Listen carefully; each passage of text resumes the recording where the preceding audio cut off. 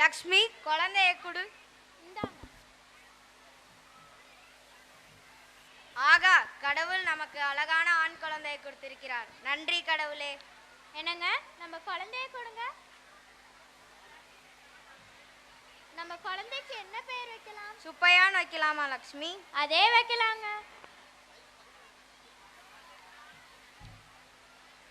சுப்பையா சுப்பையா சுப்பையா. பெயர் சூட்டு விழாவிற்கு உறவினர்களும் கலந்து கொள்ளுதல். சுப்பையா சுப்பையா சுப்பையா. காட்சி 2, பாரதியின் விளையாட்டு பருவம்.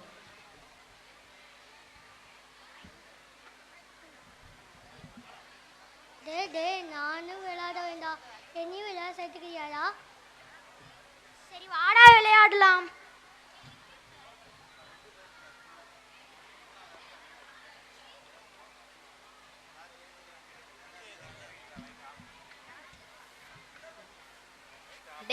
எட்டயபுர அரண்மனையில ஒரு சின்ன குழந்தை புலவர் அளவுக்கு கவிதை பாடுதான்டா. அது வேற யாரும் இல்லடா, அங்க விளையாடுகிறானே சின்னசாமி மகன் சுப்பையா, அவன் தான். அது அவனா? அது ஆமாண்டா. உன் பேரை தாண்டா சொல்றாங்க. நீ எட்டயபுர அரண்மனைக்கு அடிக்கடி போவியாமே, அங்க போய் என்னடா செய்வ?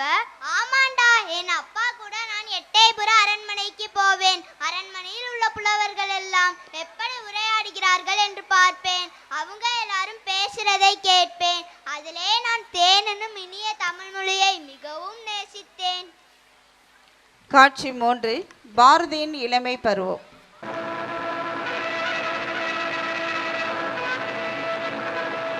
ஒவ்வொரு முறையும் சின்னசாமி பாரதி எட்டயபுர அரண்மனைக்கு அழைத்து செல்வது வழக்கம். எட்டயபுர அரண்மனையில் அவை புலவர் அனைவரும் சூழ்ந்திருத்தல்.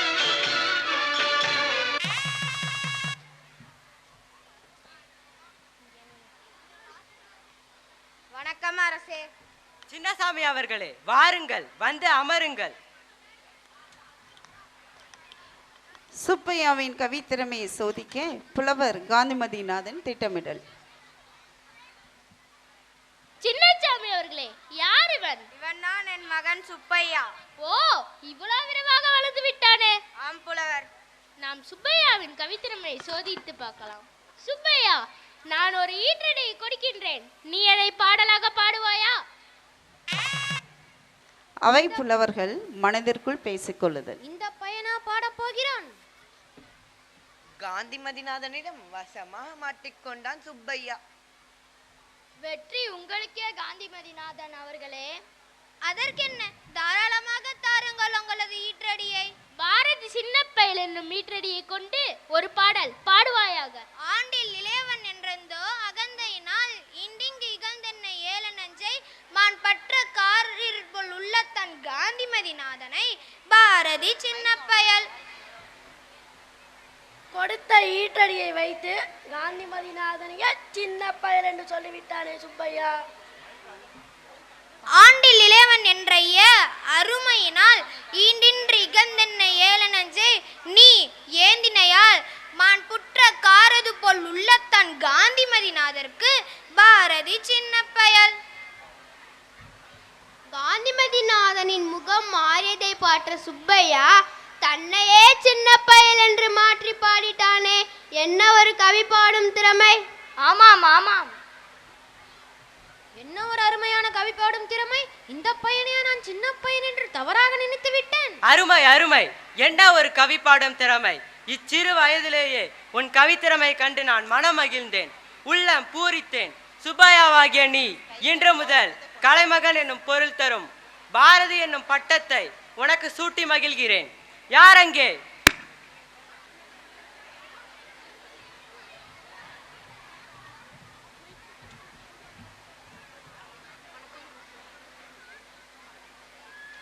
இன்று முதல் நீ பாரதி என்று அழைக்கப்படுவாய். நன்றி அரசே.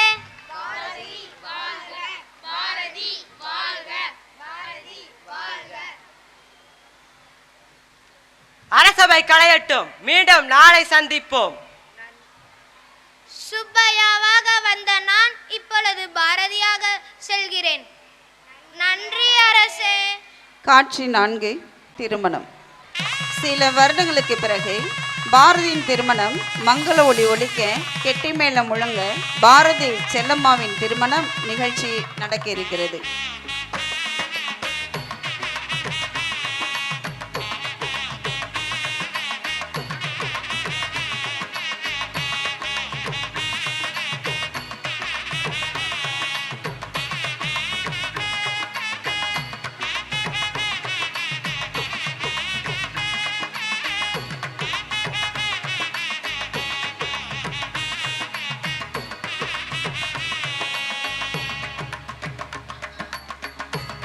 பாரதியின் திருமணம் இனிதே நடைபெற்றது. காட்சி 5.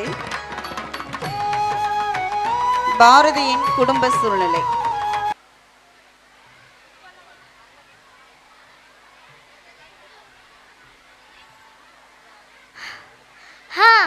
இன்றைக்கு மட்டும்தான் அரிசி இருக்கிறது. இதுவே நான் பக்கத்து வீட்டில் கடனா வாங்கியிருக்கேன். சரி, மடி உடுத்திட்டு வரலாம்.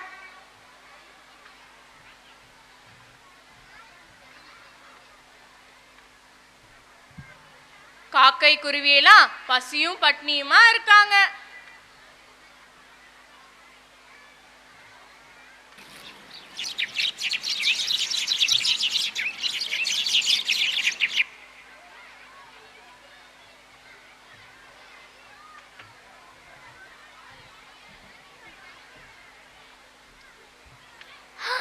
என்ன எல்லா அரிசியும் வாரி சிட்டுக்குருவிக்கு அரைச்சிட்டாரு. காத்தால எழுந்தாச்சு, காப்பி குடிச்சாச்சு, கிரமமா வெத்தலை பாக்கு எல்லாம் போட்டாச்சு. மேஜை மேல் பேனா காகிதம் இங்கி பொட்டி எல்லாத்தையும் எடுத்து வச்சுட்டு மடி உடுத்திட்டு வரலான்னு போனா எல்லா அரிசியும் வாரி சிட்டுக்குருவிக்கு அரைச்சிட்டாரு பாரு. அதுவும் நான் அந்நியம்மா வீட்டிலேருந்து கடனா வாங்கிட்டு வந்த அரிசி. இந்த லட்சணத்தில் என்ன சிட்டுக்குருவி மாதிரி சந்தோஷமா இருக்க சொல்றாரு. கடவுளுக்கு கண்ணே இல்லை. 2 பெண் குழந்தைகளை வேற கொடுத்து என்னை வதக்கிறார்.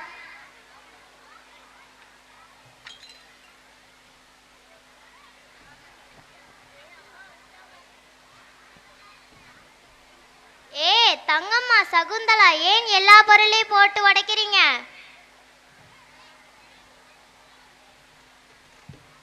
செல்லம்மா, ஏன் குழந்தைங்களை திட்டுற? என்கிட்ட விடு. நீங்களே பார்த்து கொள்ளுங்க, நான் போய் சமைக்கிறேன்.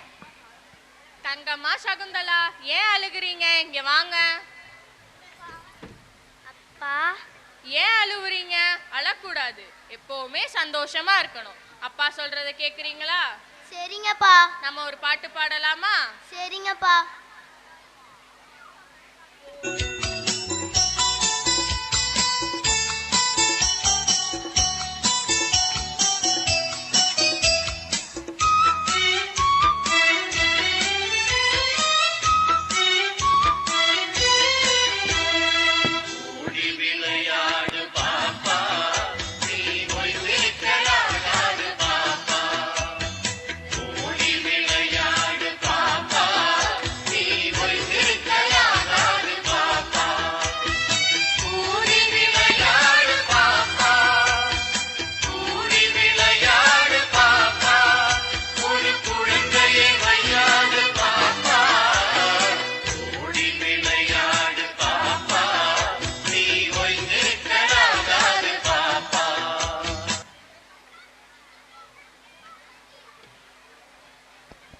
காட்சி 6.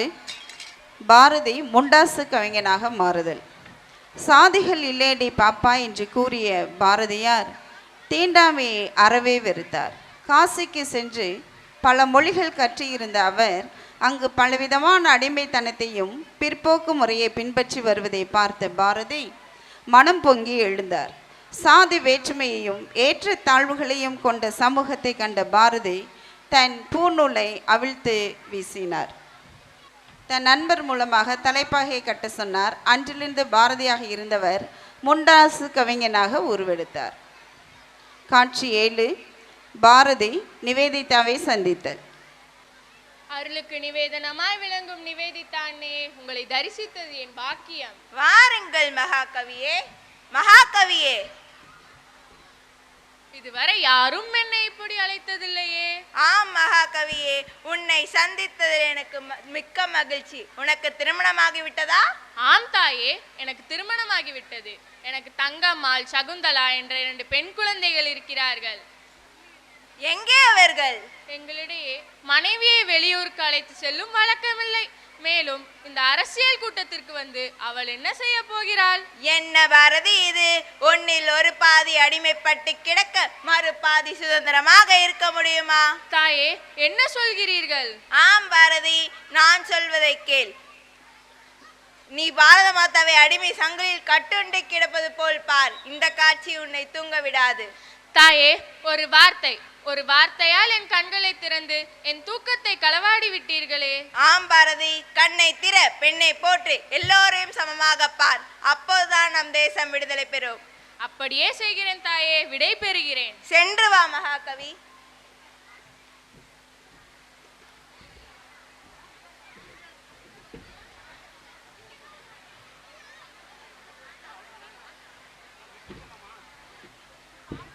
தமிழ்நாடு முழுதும் குலுங்கிட கை கொட்டி கும்மியடி. நம்மை பிடித்த பிசாசுகள் போயின, நன்மை கண்டோம் என்று கும்மியடி. கும்மியடி தமிழ்நாடு முழுதும் குலுங்கிட கை கொட்டி கும்மியடி. நம்மை பிடித்த பிசாசுகள் போயின, நன்மை கண்டோம் என்று கும்மியடி.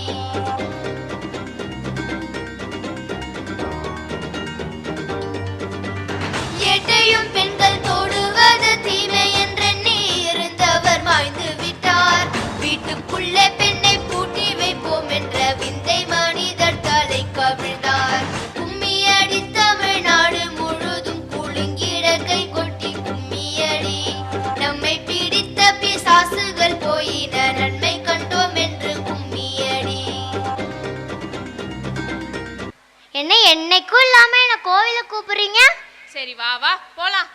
சரி வரேன், வேறு ஒரு நிமிஷம் நில்லுங்க.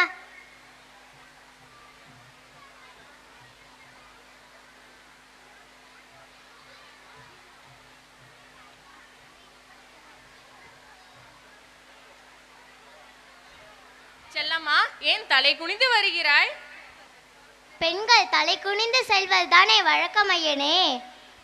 பெண்கள் எப்படி இருக்க வேண்டும் என்று தெரியுமா? கேள். நிமிர்ந்த நன்னடை, நேர்கொண்ட பார்வையும், நிலத்தில் யாருக்கும் அஞ்சாத நெறிகளும், திமிர்ந்த ஞான செருகும் இருப்பதால் செம்மை மாத திரும்புவதில்லையாம்.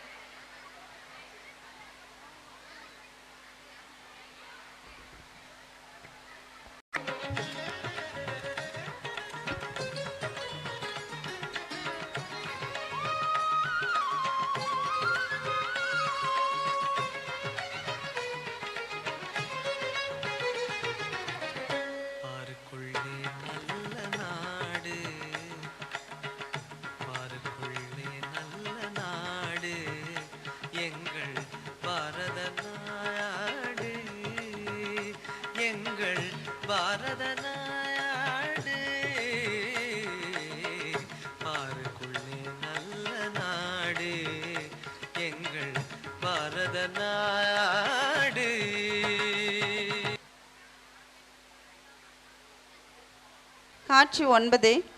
பாரதியின் விடுதலை உணர்வு. பாரதியின் சுதந்திர போராட்ட எழுச்சி கவிதைகள். பாரதி ஒவ்வொரு கூட்டம் தோறும் சுதந்திர போராட்ட எழுச்சி கவிதைகளை பாட பாட அவர்கள் கேட்ப மக்கள் வெள்ளம் அலைமோதியது. இந்தியா வாழ்க, இந்தியா வாழ்க, இந்தியா வாழ்க. காட்சி 10. பாரதியும் பாரதிதாசனும் சந்தித்தல். வாருங்கள் சுப்புரத்தினம். வணக்கம் ஐயா. அன்றைக்கு நீ என் பாடல்களை பாட கேட்டது என்னால் மறக்க முடியாதது.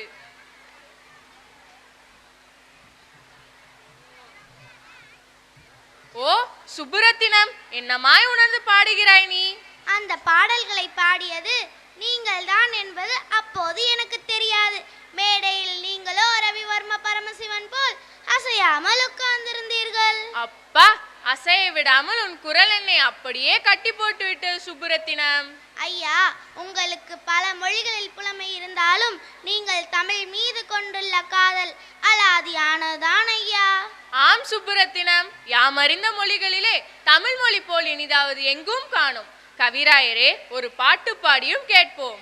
ஐயா, தங்கள் பாடல்களை கேள்விப்படும் முன் என் கவிதைகள் வேறு விதமாக இருந்தன. அவற்றை அறிந்த பின் என் புலவர் பாணியும் மாறித்தான் போனது. என் நடை மட்டுமல்ல ஐயா, தமிழ் இலக்கிய சிந்தனையே பாரதிக்கு முன் பாரதிக்கு பின் என்று பிரித்தாராயப்படும் காலம் வரத்தான் போகிறது. அன்றைக்கு நீங்கள் எழுதிய தாள்களை படிக்க நேர்ந்தது. பிரித்தேன், படித்தேன், வசம் இழந்தேன். எப்படி? வாத்தியாரே, வாத்தியாரே, உன் பாட்டை கேட்க விரும்பினால் நீங்கள் என் பாட்டை சொல்லிக் கொண்டிருக்கிறீர்கள். சரி, பாடுகிறேன். எங்கெங்கு காணினும் சக்தியடா தம்பி, ஏழு கடலவள் வண்ணமடா. அங்கு தங்கும் வெளியினர் கோடியண்டம், அந்த தாயின் கைப்பெந்தன ஓடுமடா. ஒரு கங்குலி ஏழு முகிலினமும் வந்து கர்ஜனை செய்வது கண்டதுண்டோ? எனில் மங்கை நகைத்த ஒளி எனலாம், அவள் மந்த நகை எங்கு மின்னுதடா. ஆஹா ஆஹா, நீ ஒரு புலவன்தான். ஐயா, உங்களுக்காக ஒரு சில சிறப்பு பெயர்களை சூட்டி இருக்கிறேன், சொல்லவா? சொல்லுவே கேட்போம். செந்தமிழ் தேன், சிந்துக்கு தந்தை, நீடுதுயில் நீக்க வந்த நிலா, காடு கமலும் கற்பூர சொற்கோ, திறம் பாட வந்த மறவன், புதிய அறம் பாட வந்த அறிஞன், மண்டு மடங்களை அண்டா நெருப்பு, அவர் அயலார் எதிர்ப்புக்கானையா விளக்கு, நாட்டில் படரும் சாதிப்படைக்கு மருந்து, என்னென்று சொல்வேன், என்னென்று சொல்வேன். தமிழால் பாரதி தகுதி பெற்றதும், தமிழ் பாரதியால் தகுதி பெற்றதும். அப்பா, இதை விட சிறப்பாக வேறு யாராலும் என்னை புகழ முடியாது சுப்புரத்தினம். ஐயா, நான் சுப்புரத்தினமாக வந்தேன், பாரதிதாசனாக கிளம்புகிறேன். வருகிறேன் ஐயா. நன்றி சுப்புரத்தினம், சென்று வா. காட்சி 11. பாரதியின் பாஞ்சாலி சபதம். உரிமைப்பட்டு கிடந்த பாரத அன்னையை பாஞ்சாலியாகவும், உரிமைகளை இழந்து அடிமைப்பட்டு தோற்க கூடாத தாய்மண்ணை தோற்று நிற்கும் பாண்டவர்களை இந்தியருக்கும் வெள்ளையர்களை கௌரவர்களாகவும் குறியீடாக்கி உணர்த்துவதை எடுத்துக்காட்ட வருகிறது பாரதியின் பாஞ்சாலி சபதம். அஸ்தினாபுரம் அரசவையில் பஞ்ச பாண்டவர்கள் துரியோதனிடம் பகடை விளையாட்டில் தோற்று அனைத்து உடைமைகளையும் இழந்து நிற்றனர். சாரதியே, வணக்கம் அரசே, கூறுங்கள். அழைத்து வாயின் அடிமை பாஞ்சாலியே. அப்படியே ஆகட்டும் அரசே. வணக்கம் துருபத குமாரியே, தம்மை ராஜசபைக்கு அழைத்து வர ஆணையிடப்பட்டுள்ளது. நீ யார் என்று கூர். அனுமதி பெறாத சக்கரவர்த்தியின் அறைக்குள் நீ பிரவேசித்துள்ளாய். மூடனே, சென்று விடு. நான் சக்கரவர்த்தி துரியோதனனின் சாரதியாவேன். எமது சக்கரவர்த்தி ஆணையிட்டுள்ளார். எமது கணவர் ஐவரை தவிர வேறு எவரின் ஆணையும் நான் ஏற்க மாட்டேன். ஆணை பிறப்பிக்கும் அதிகாரம் அடிமைக்கு இல்லை துர்பத குமாரியே. சூது விளையாட்டில் மகாராஜா யுதிஷ்டர் தன்னை இழந்தார், மேலும் தம்மையும் இழந்தார். சந்திர வம்சத்து யுதிஷ்டர் நடந்த சூது விளையாட்டில் தன்னை இழந்திருக்கலாம், ஆனால் அவருக்கு என்னை பணயமாக்கும் அதிகாரம் கிடையாது. சென்று செய்தியை துரியோதனிடம் கூறு. அப்படியே ஆகட்டும் மகாராணி. அரசரே, மகாராணி வர மறுத்துவிட்டார். அந்த அடிமைக்கு என்ன மகாராணி பட்டம்? சந்திர வம்சத்து யுதிஷ்டர் நடந்த சூது விளையாட்டில் தன்னை இழந்திருக்கலாம், ஆனால் அவருக்கு என்னை பணயமாக்கும் அதிகாரம் கிடையாது என்ற செய்தியை தங்களிடம் கூற சொன்னார் துர்பத குமாரி. விதுரர் சித்தப்பா அவர்களே, துருபத குமாரி கூறியது சத்தியவார்த்தை அரசே. பகடை விளையாட்டில் யுதிஷ்டர் தன்னை இழந்த பிறகு மனைவியை பணயமாக்கும் அதிகாரம் அவருக்கு கிடையாது. குரு துரோணாச்சாரியார் அவர்களே, செல்வம் என்னும் மகாலட்சுமியை தனதாக்கலாம், ஆனால் மகாலட்சுமியே தனதாக்க இயலாது. கணவர் மற்றும் மனைவி ஒருவர் மீது ஒருவர் அதிகாரம் கொண்டவர், ஆனால் மனைவியானவள் கணவரின் ஆஸ்தியாக மாட்டாள். நண்பா கர்ணா, எனில் யுதிஷ்டர் திரௌபதியை இழக்கவில்லை, திரௌபதியை இழக்கும் அதிகாரம் அவருக்கும் இல்லை என இந்த அரசவையில் ஆன்றோர்கள் எடுத்துரைக்கின்றீர்கள். அப்படி என்றால் இந்த அவையில் பெரும் அதர்மம் நடக்க அனுமதித்தீர்கள் என்பது உண்மையாகிறது. நாம் அனைவரும் இங்கு அமர்ந்திருக்கும் தகுதியை இழந்துவிட்டோம். கர்ணா, உன் நிலையை மறவாதே. சகுனி மாமா அவர்களே, அமைதியடையுங்கள் துரோணாச்சாரியாரே, அமைதியடையுங்கள். எழுந்துள்ள இந்த கடினமான கேள்விக்கான பதிலை சுலபமாக பெறுவது இயலாதல்லவா? ஆகையினால் நாம் அனைவரும் கேள்விக்கான பதிலை தர்மத்தின் திருவுருவத்திடமே வேண்டிட வேண்டும். கூறுவாயாக அடிமை யுதிஷ்டனே, திரௌபதியை பணயம் வைத்தது தர்மமா இல்லை அதர்மமா? அன்பு தமையனே, மௌனமாயிருங்கள். சில அதர்மம் புரிவதில் தவறில்லை, அமைதி காத்தருளுங்கள். அடிமை யுதிஷ்டனே, பதில் கூறு. திரௌபதியை பணயம் வைத்தது தர்மமா இல்லை அதர்மமா? அமைதி காத்தருங்கள் தமையனே, அமைதி காத்தருங்கள். எனது தம்பி நாள் வரை தோற்றது தர்மமாயின் நம்பி வந்தவளை தோற்றதும் தர்மமா? என்ன காரியம் செய்தீர்கள்? துச்சாதனா, சென்று அடிமை பாஞ்சாலியை அழைத்து வா. வர மறுத்தால் அவள் கேசத்தை பற்றி இழுத்து வா. உத்தரவு தமையனே. துச்சாதனா, அனுமதி பெற்று உள்ளே வர மாட்டாயா? அடிமையிடம் அனுமதி வேண்டுவதா? என்ன அடிமையா? நான் சக்கரவர்த்தினியாவேன். இப்பொழுது பாண்டவர்கள் அரசர்களும் அல்ல, நீ சக்கரவர்த்தினியும் அல்ல. பகடை விளையாட்டில் உன் கணவர் ஐவரை வென்று கரிகலங்க வைத்துள்ளார் என் தமையன். உன்னை எச்சரிக்கிறேன் துச்சாதனா, என்னை நெருங்க முயன்றால் நீ இந்த வாளுக்கு இரையாவாய். இரையாவேனா? நிறைந்த அவையில் அனைவர் முன்னால் இரையாவதற்கே நீ அழைக்கப்பட்டாய்.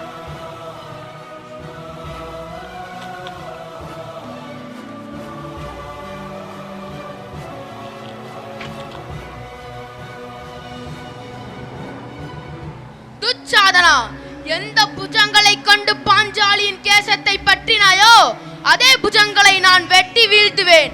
அதில் வழிந்தோடும் குருதையை நான் குடிப்பேன். இது நான் எடுக்கும் சபதம். இவள் அகந்தை அழிய வேண்டுமானால் இவள் முகத்தை அவையோருக்கு முன் காட்டு. மகாராஜா, அஸ்தினாபுரத்தின் அவையில் நடக்கும் அநியாயத்தை தட்டி கேட்ப யாரும் இல்லையா? நான் குரு வம்சத்தின் குலவதுவாவேன், குரு ராஷ்டிரத்தின் குல விளக்காவேன். அஸ்தினாபுரம் நல்வழிப்பட வேண்டும் என்ற நல்லெண்ணத்திலே நான் இங்கு பிரவேசித்தேன். ஆனால் புல்லர்கள் ஒன்றிணைந்து ஒரு புள்ளி மணி வேண்டிய துடிக்கின்றனர். என்ன காரணம்?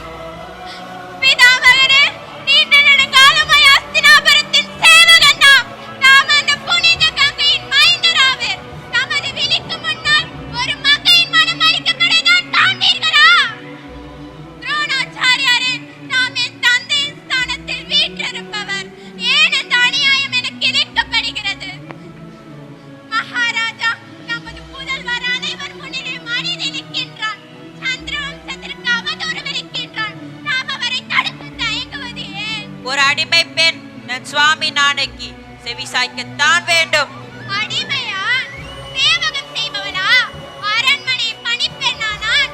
தூது விளையாட்டில் தன்னை காற்று என்னவர் யுதிஷ்டர் என் மீது கொண்ட அதிகாரமற்றவராகிறார். அவ்வாறு இருக்க அவர் என்னை எவ்வாறு பணையம் வைக்கலாம்? அவையோர் அனைவர் முன்னிலையில் நான் ஒன்றினை கேட்கிறேன். எவ்வாறு செயல் தர்மமாகும்? இக்கேள்வியை எதற்காக நீ அவையோரிடம் கேட்கிறாய்? உன்னவரான மன்னவனிடமே வினவு. அடிமை யுதிஷ்டரே, பதில் கூறு. பதில் கூறுங்கள் ஐயனே, பதில் கூறுங்கள். எந்த அதிகாரத்தை கொண்டு தம்பி நால்வரை பணையமாக்கினீர்களோ அதை கொண்டுதான் நம்பி மந்தளையும் பணையமாக்கினீர்களா? ஆம் பாஞ்சாலி. என்னை வென்ற அர்ஜுனரே, தாம் பதில் கூறுங்கள். சக்கரவர்த்தியானவர் தூது விளையாட்டில் தம்மை இழப்பதற்கு முன்னால் தம்மிடம் அனுமதி பெற்றாரா? என்னை மன்னித்தருள்வாய் பாஞ்சாலி, மன்னித்தருள்வாயாக. யாம் தமையனுடைய ஆணைக்கு அடிபணிந்தோராவோம். எமது தமையனும் துரியோதனின் ஆணைக்கு அடிபணிந்தோராவார். நான் என்ன தவறிழைத்தேன்? இதற்கெல்லாம் காரணம் என்ன? காரணம் என்ன? ஏனெனில் உன்னுடைய கணவர்கள் தன்னையே இழந்தவரானார்கள். நடந்து முடிந்த நிகழ்வு பற்றி பேசி எப்பயனும் இல்லை பாஞ்சாலி. வா அடிமை பாஞ்சாலியே, வந்து என் மடி மீது அமரு. துரியோதனா, பாஞ்சாலியை உன் துடை மீது வந்து இரு என்று கூறியதால் உன் துடையை பிளந்து உன்னை மாய்ப்பேன். இது நான் எடுக்கும் சபதம். இது பீமனுடைய வீர சபதமாகும். நான் என்று உன்னை மண்ணோடு மண்ணாக்கிறேனோ அன்று வரை உண்ணும் உணவை மண் சோறாய்தான் உண்டு உயிர் வாழ்வேன். என் வாழ்வில் இச்சபதம் நிறைவேறும் வரை நான் ஒரு மனிதனே அல்ல, ஒரு அற்பபதர் என்றெண்ணி வாழ்வேன். இதுவே அர்ஜுனனுடைய சபதம். அவள் இவ்விடம் விட்டு செல்ல அனுமதியுங்கள் அரசே. நிறைந்த இச்சபையில் அநீதியும் அநியாயங்களும் பல நிகழ்ந்துவிட்டன. இந்த அநீதியாவது நடக்காமல் தடுத்து நிறுத்துங்கள். அவளை செல்ல அனுமதியுங்கள் அரசே.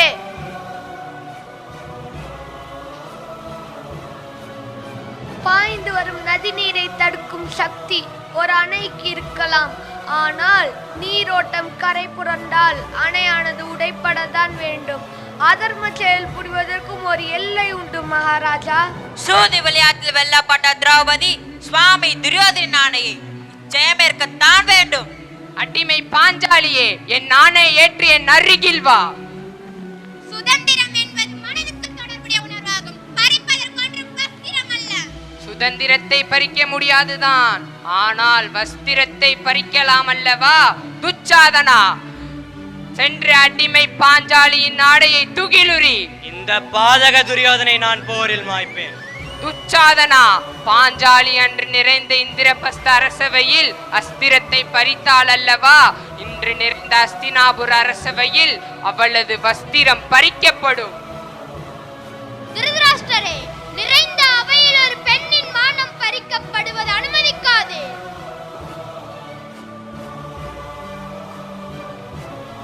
இங்கு அநியாயம் இழைக்கப்படுமாயின் இந்த அவையை விட்டு விலகிச் செல்கிறேன். நான் அஸ்தினாபுரத்தின் சேவகனாக என்றென்றும் இருப்பேன் என்று தாங்கள் கூறிய வார்த்தைகளை மறுத்தீர்களா பிதாமகரே? வந்து அமருங்கள். கூறுங்கள் பிதாமகரே. மகளே திரௌபதி, நடத்தப்பட்டது சூழ்ச்சியானாலும் இது விதியாகும். உன்னை தண்டிப்பது ஊர்ஜிதமாகும். என்னை ரட்சிக்கும் செயலை இங்குள்ள எவராலும் செய்ய இயலாது. என்னை அதர்மிகளிடமிருந்து காக்கும் பொறுப்பை இறைவனிடம் ஒப்படைக்கிறேன். வா துச்சாதனா, வந்து உன் சக்தியின் பலத்தை காட்டு.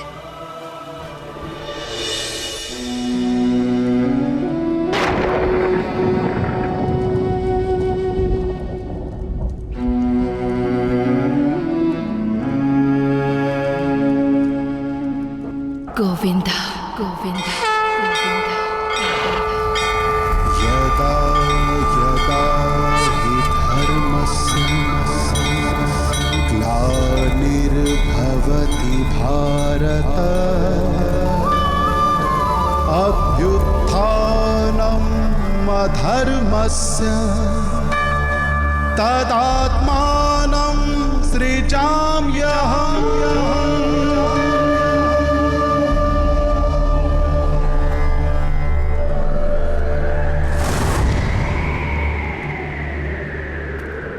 விதியாடும் விளையாட்டில் சதிவலையில் வீழ்ந்தனரே, தர்மம் இங்கு பலியானதே. சதி செய்த சூழ்ச்சிதனில் கதியின்றி போயினரே, அதர்மம் இங்கு வெற்றியை பற்றியதே.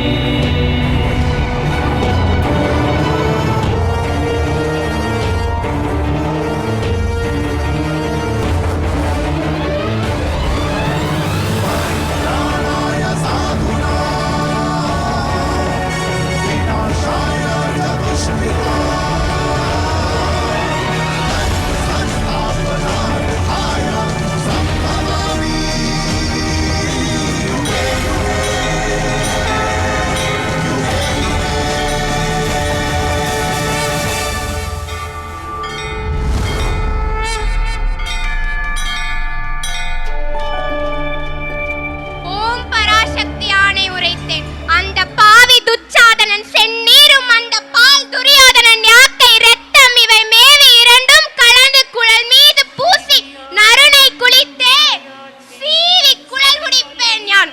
இது செய்யும் முன்னே முடியே நான்.